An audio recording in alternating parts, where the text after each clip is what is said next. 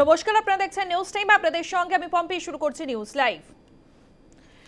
জঙ্গি হানায় ফের রক্তাক্ত পরিস্থিতি তৈরি হয়েছে ভূস্বর্গে।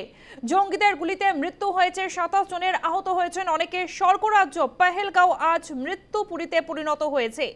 পর্যটকদের রিসোর্টে জঙ্গি হামলা চালানো হয়, রীতিমতো গুলি বৃষ্টি হয়।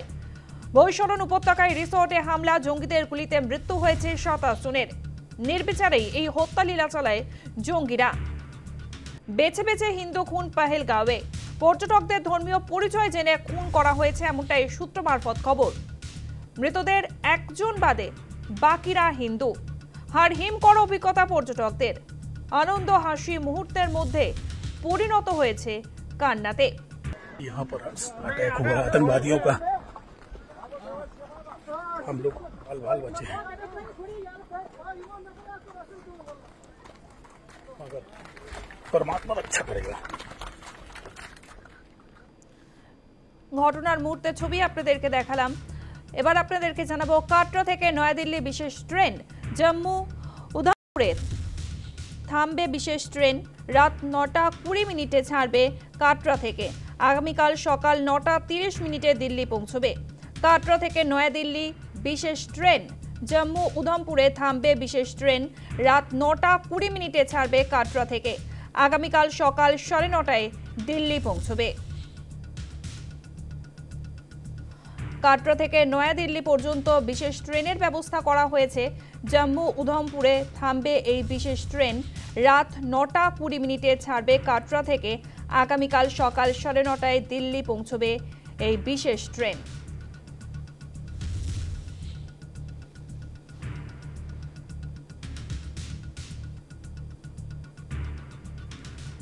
আরও একবার আপনাদেরকে জানাই, কাটরা থেকে নয়াদিল্লি পর্যন্ত বিশেষ ট্রেন। এছাড়াও সড়ক পথেও দ্রুত ফেরার ব্যবস্থা করা হয়েছে।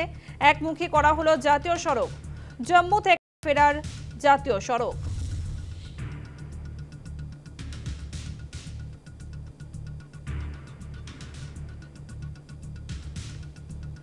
জাতীয় সড়ক একমুখী করে দেওয়া হয়েছে যাতে দ্রুত জম্মু থেকে ফেরানো যায় পর্যটকদের। সড়ক পথেও দ্রুত ফেরার ব্যবস্থা করা হয়েছে। জাতীয় সড়ক একমুখী করে দেওয়া হয়েছে যাতে দ্রুত জম্মু কাশ্মীরে আটকে পড়া পর্যটকদের ফেরানো সম্ভব হয় এই একমুখী জাতীয় সড়কের মাধ্যমে। সড়ক পথেও দ্রুত ফেরার ব্যবস্থা করা হয়েছে। এবার জাতীয় সড়ক একমুখী করা হলো জম্মু থেকে, যাতে দ্রুত ফেরানো যায় পর্যটকদের, সেই জন্যই একমুখী করা হয়েছে এই জাতীয় সড়ক। वैसे ही थे और इसका पता हमें इस बात से भी चलता है कि जब सेकंड वर्ल्ड वॉर की शुरुआत हुई तो उन्होंने खुद ही रिक्वेस्ट किया था कि मुझे मोर्चे पर भेजा जाए, मैं जंग में जाना चाहता हूं। वह समस्याओं से भागने वाले व्यक्ति नहीं थे, वह समस्याओं का डटकर सामना करते थे। शायद यही कारण है कि आज इतिहास में उनका एक विशिष्ट स्थान बना हुआ है। साथियों, इतिहास में ऐसे बहुत कम लोग होते हैं जो इतिहास का हिस्सा भी होते हैं और इतिहास का निर्माण भी करते हैं। अर्जन सिंह जी उनमें से एक थे।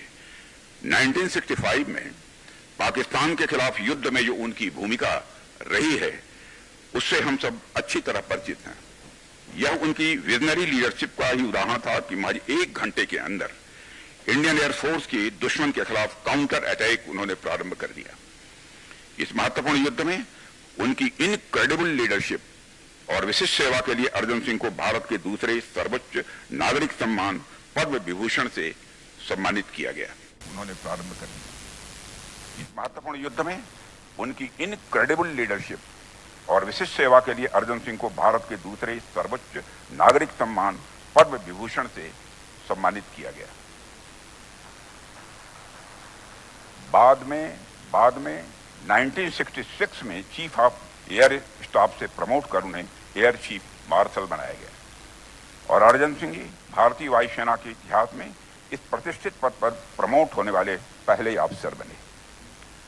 साथियों, वैसे तो उनके बारे में जितना कुछ कहा जाए मैं मानता हूं कि वह कम है।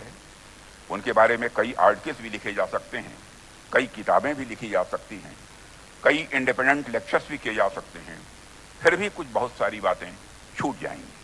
क्योंकि उनका जो व्यक्तित्व था और उनके काम का जो दायरा था वह इतना विस्तृत था कि उसे कुछ शब्दों में बांट पाना यह लगभग असंभव है। आज भी भारतीय वायुसेना पर उनकी छाप हमें स्पष्ट रूप से देखने को मिलती है। और यह बात भी एक हद तक सही है कि जब भी कोई संस्था सफलता की ओर अपने कदम बढ़ाती है तो उसमें उसके फाउंडिंग फादर्स के विजन का बहुत ही इंपॉर्टेंट रोल होता है। जो विजन, जो इथोस उन्होंने हमें दिया था वह आज इंडियन एयरफोर्स के प्रोफेशनलिज्म और परफॉर्मेंस में स्पष्ट रूप से दिखाई देता है। आज यदि हमारी सेना दुनिया की सशक्त वायु सेनाओं में से एक है तो इसके पीछे कहीं न कहीं उनके विजन का एक बहुत महत्वपूर्ण योगदान है। साथियों, जब भी मैं इंडियन फोर्स से जुड़े हुए किसी इवेंट में आता हूं तो स्वाभाविक रूप से मेरे जहन में वायुसेना का इतिहास चलने लगता है। इंडियन एयर फोर्स की यात्रा अपने आप में एक कहानी है। कहानी नहीं बल्कि मैं कहूंगा कि यह इपिक है, एक एस्पायरिंग इपिक, एक इंस्पिरेशनल इपिक और एक ट्रांसफॉर्मेशनल इपिक। मेरा खुद का एक अलग विजन बना है और अपनी उस समझ और विजन के आधार पर मैंने बहुत सी बातें सीखी भी हैं यहाँ आकर 11 वर्षों के अंदर, और अब उन्हीं को आधार बनाकर मैं अपनी तरफ से कुछ बातें आपके सामने भी यहाँ रखना चाहूँगा। आज कंटेम्प्रेरी वर्ल्ड में हो रहे दो प्रमुख चेंजेस पर मैं आपसे खास बातचीत करना चाहूँगा। इन दोनों चेंजेस ने आज विश्व को एक ऐसे डायनेमिक और अनसर्टेन दौर में लाकर खड़ा कर दिया है जो पहले कभी नहीं था। पहला मुद्दा है कि दुनिया भर में जियो पॉलिटिक्स और जियो स्ट्रेटेजिक तरीके से जो बदलाव आ रहे हैं और जिस तरह से पावर इक्वेशंस में परिवर्तन हो रहे हैं वो हमारे सिक्योरिटी पर्सपेक्टिव को किस प्रकार प्रभावित करते हैं, उन्हें हमें किस तरह से देखना चाहिए। और दूसरा मुद्दा यह है कि टेक्नोलॉजी के क्षेत्र में हो रहा ट्रांसफॉर्मेशन हम पर किस तरह से असर डाल रहा है। मैं पहले मुद्दे से अपनी बात की शुरुआत यहाँ करना चाहूँगा।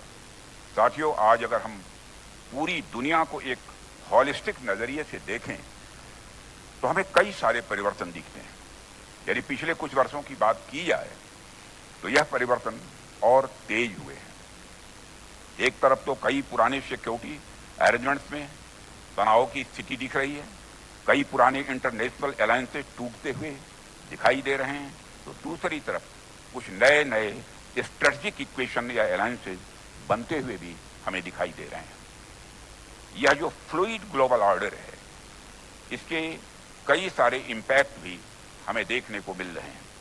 इसके जो इकोनॉमिक इफेक्ट हैं वह एक पूरा अलग विषय है, लेकिन मैं यहाँ आपसे इस फ्लूइड ग्लोबल ऑर्डर के सिक्योरिटी सिनेरियो पर बात करूंगा जो हमारे अपने नेशनल सिक्योरिटी इंटरेस्ट से जुड़े हुए हैं। साथियों, अभी कुछ वर्ष पहले तक वैश्विक सुरक्षा को अलग अलग खेमों में बंटा हुआ देखा जाता है। उन अलग अलग खेमों के अनुसार हमारी सिक्योरिटी पॉलिसी भी इन्फ्लुएंस स्वाभाविक रूप से होती रहती थी। हालांकि भारत का हमेशा से एक पॉजिटिव इंस्टांस रहा है। भारत कभी किसी गुट या किसी खेमे का सदस्य नहीं रहा है। हमने हमेशा अपनी सॉवरेन और इंडिपेंडेंट पॉलिसीज का निर्माण किया है और उसे अपनाया भी है। लेकिन आज की दुनिया थोड़ी अलग है। आज आप देखिए कि 21वीं सदी को एशिया की सदी कहा जाता है। इस कारण 20वीं सदी की जो क्रॉस अटलांटिक पावर इक्वेशंस थी वह अब शिफ्ट होकर एशिया की ओर हमारे नजदीक आ गई हैं और इंडो पैसिफिक रीजन आज स्ट्रेटेजिकली दुनिया का सबसे इंपॉर्टेंट रीजन यह बनकर उभरा है। और यह जो परिवर्तन हमें देखने को मिला है इसका डायरेक्ट रिलेशन हमारे नेशनल सिक्योरिटी के साथ है। मेरे कहने का यह अर्थ है कि in shifting geo strategic equations का हमारी नेशनल सिक्योरिटी के साथ जितना डायरेक्ट इंटरेस्ट आज है उतना पहले कभी नहीं था। और यह जियो स्ट्रेटेजिक अनसर्टेनिटीज हमारी नेशनल सिक्योरिटी के लिए किस प्रकार के चैलेंजेस ला रही है और हम इन्हें किस प्रकार से हैंडल करने के लिए तैयार हैं, यह आज हमारे सामने एक प्रमुख मुद्दा है।